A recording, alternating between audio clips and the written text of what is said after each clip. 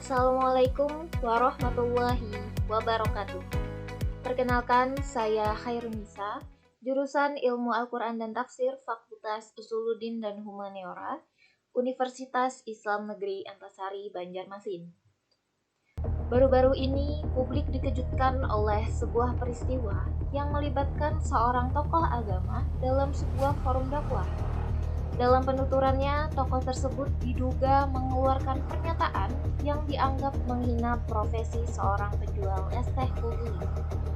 Ucapan tersebut menggunakan kata-kata yang dinilai kurang pantas untuk disampaikan di hadapan khalayak, terutama dalam konteks dakwah yang seharusnya syarat dengan pesan kebaikan dan penghormatan kepada sesama. Berikut cuplikan video tersebut. Apa nih? Bosokan nih. Borokan ki apa? Oh kon borong ya. Oh kon borong. Es tehmu jek oke ra? Masih. Ya kono.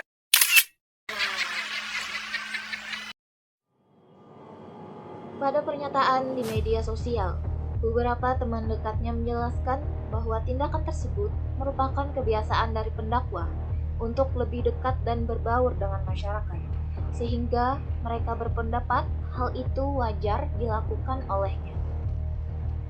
Agak gimana gitu ya? Karena semakin lama kita justru terlihat seperti sedang menormalisasi penghinaan hanya karena itu dianggap sebagai kebiasaan yang dilakukan oleh seseorang. Nah, lalu bagaimana pandangan Al-Quran dalam menyikapi kasus seperti ini? Mari kita bahas dalam pandangan tafsir Mahmud Yunus. Mahmud Yunus adalah seorang tokoh penting dalam pendidikan Islam di Indonesia yang memiliki semangat kuat dalam mengupayakan integrasi pendidikan agama ke dalam sekolah umum. Ia juga berperan aktif dalam memperjuangkan pendirian perguruan tinggi agama Islam. Mahmud Yunus dilahirkan pada hari Sabtu, tepatnya di Sungayang, Batu Sangkar, Sumatera Barat, pada tanggal 10 Februari 1899 Masehi, yang bertepatan dengan 30 Ramadan 1316 Hijriah. Ia dilahirkan dalam sebuah keluarga yang sangat menjunjung tinggi nilai-nilai agama. Karya-karya beliau sangat banyak sekali. Ada dalam bidang pendidikan, bidang bahasa Arab, bidang fikih, bidang akhlak, bidang sejarah, bidang perbandingan agama, bidang dakwah, bidang usul fikih, bidang tauhid, bidang ilmu jiwa. Namun, yang akan jadi sumber utama untuk konten ini adalah karya beliau di bidang tafsir yang berjudul Tafsir Quran Karim. Jadi, karya tafsir Mahmud Yunus ini tidak sembarangan loh. Prosesnya itu hasil dari penelitian mendalam yang beliau lakukan selama sekitar 53 tahun.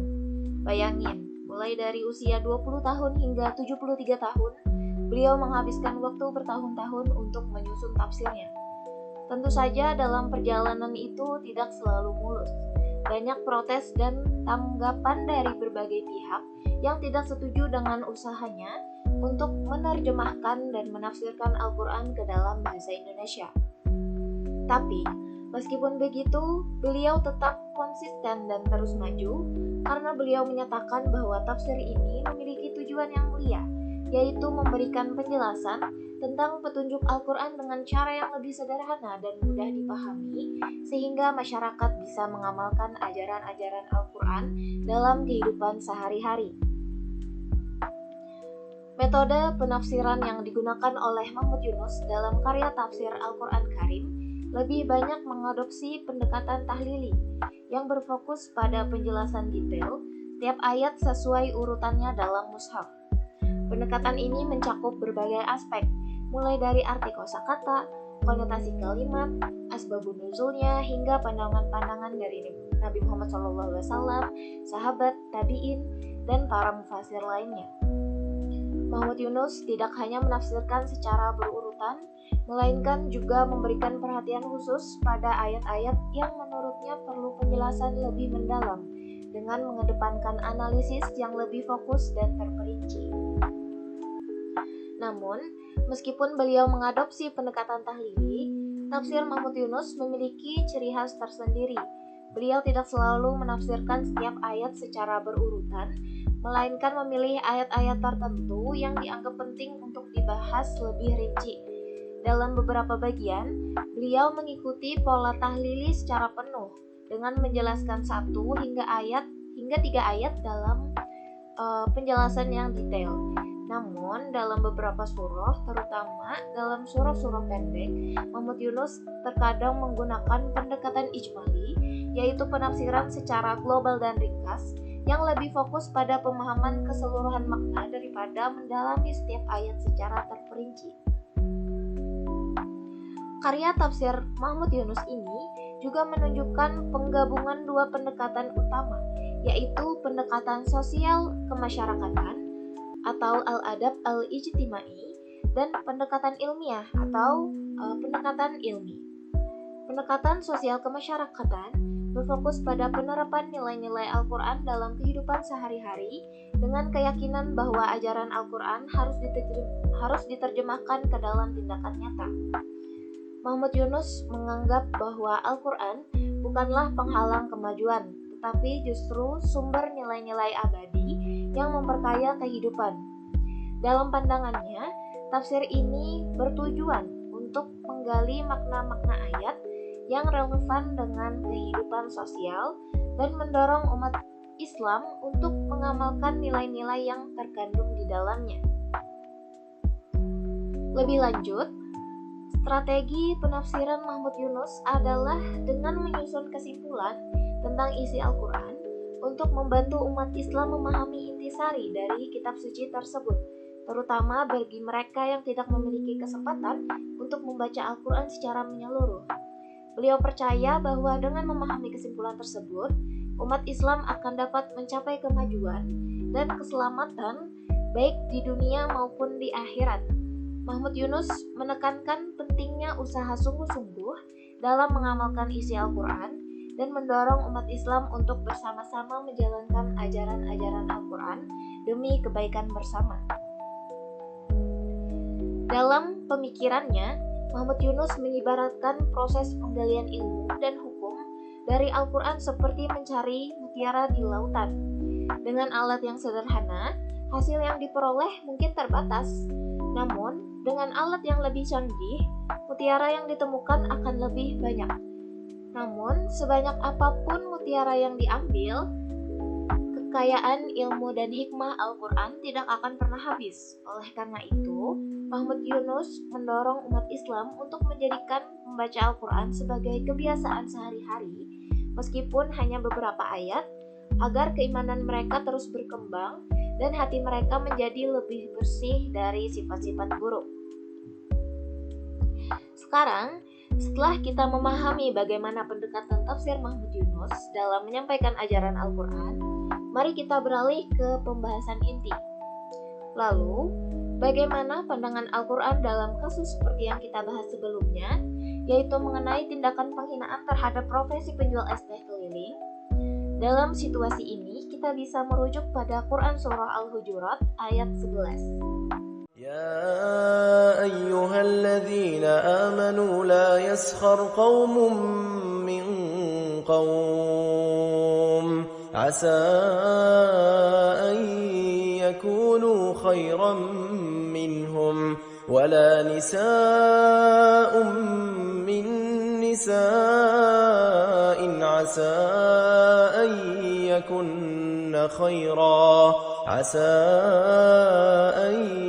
يكن خيرا منهن ولا تلمزوا أنفسكم ولا تنابزوا بالألقاب بئس الاسم الفسوق بعد الإيمان ومن لم يتب فأولئك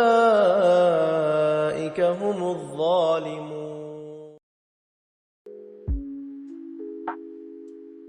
Muhammad Yunus memberikan penafsiran terhadap ayat ini dengan penjelasan yang sederhana dan ringkas. Dalam tafsirnya, Muhammad Yunus menerangkan bahwa kaum laki-laki dilarang untuk merendahkan atau menghina sesama laki-laki. Begitu pula kaum perempuan tidak diperbolehkan merendahkan atau menghina sesama perempuan. Hal ini karena bisa jadi orang yang dihina tersebut lebih baik daripada mereka yang menghina. Selain itu, manusia juga tidak diperkenankan untuk mencaci atau mempermalukan orang lain, ataupun memanggil mereka dengan julukan yang tidak baik dan tidak disukai. Adapun kesimpulan yang ditulis Mahmud Yunus terkait Quran Surah Al-Hujurat ayat 11, perbuatan yang tercermin dalam ayat tersebut termasuk dalam kategori haram atau akhlak yang buruk. Perbuatan ini meliputi penghinaan terhadap seseorang, baik laki-laki maupun perempuan, mempermalukan orang dengan mencacinya secara langsung, serta memanggil orang dengan gelar buruk yang tidak disukainya. Tindakan penghinaan terhadap orang lain, terlebih di depan publik, jelas bertentangan dengan prinsip-prinsip yang diajarkan dalam Al-Quran. Mahmud Yunus mengajak umat Islam untuk senantiasa menjaga lisan dan tindakan, menghindari kata-kata yang menyakiti hati orang lain, dan selalu mengedepankan nilai-nilai adab yang baik.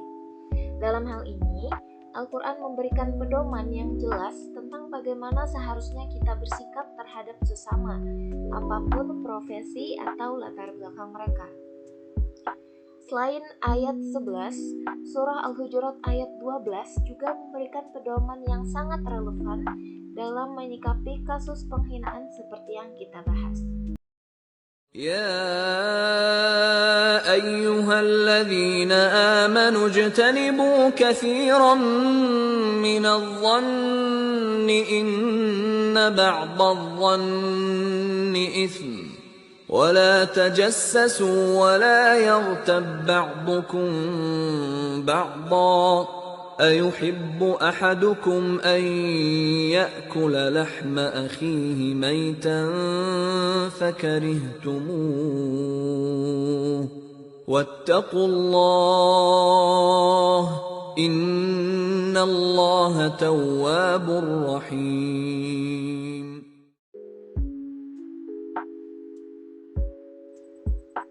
Mahmud Yunus menafsirkan ayat ini dengan menekankan bahwa dalam bergaul sesama umat Islam, kita tidak boleh mencari-cari aib orang lain atau membongkar rahasia mereka. Beliau mengingatkan kita untuk menghindari sikap mengumpat atau berkata buruk tentang orang lain, karena hal tersebut dapat merusak hubungan antar sesama. Mahmud Yunus menegaskan bahwa aturan pergaulan yang seharusnya diikuti adalah menjaga perdamaian, persaudaraan, dan keharmonisan di antara kaum muslimin. Dalam tafsirnya, beliau menjelaskan bahwa menjaga perdamaian dan persaudaraan bukan hanya kewajiban, tetapi juga cara untuk mengokohkan persatuan dalam komunitas umat Islam.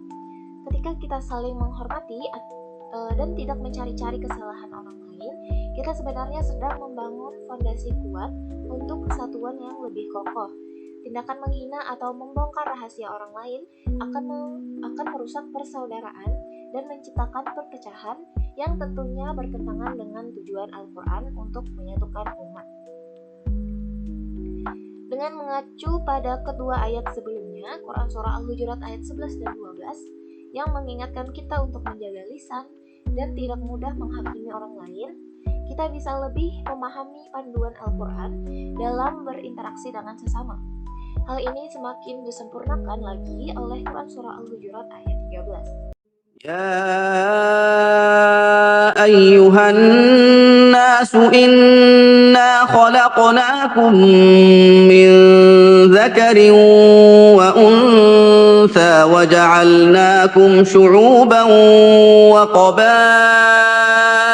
لتعارفوا إن أكرمكم عند الله أتقاكم إن الله عليم خبير.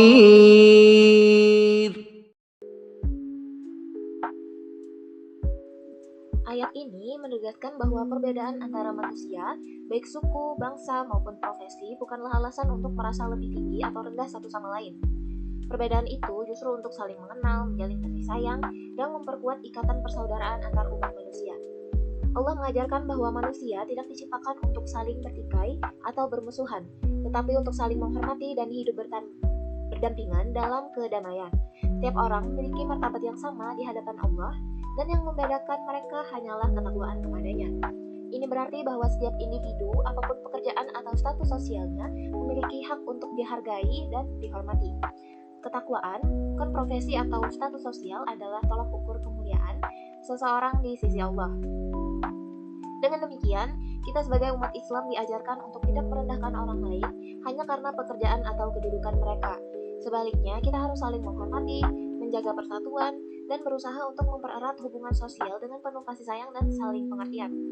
Demikianlah, melalui tafsir Mahmud Yunus, kita bisa melihat bagaimana Al-Quran mengajarkan kita untuk menjaga adab, menghormati sesama, dan menghindari tindakan yang dapat merusak persaudaraan. Jadi, mari kita terus berusaha memperbaiki akhlak kita, menjaga persatuan dan kedamaian, serta menerapkan ajaran Al-Quran dalam kehidupan sehari-hari. Semoga kita semua dapat meneladani akhlak Nabi Muhammad SAW dan menjadi umat yang lebih baik, penuh kasih sayang dan saling menghormati. Terima kasih telah menyaksikan video ini. Semoga bermanfaat. Saya akhiri. Wassalamualaikum warahmatullahi wabarakatuh.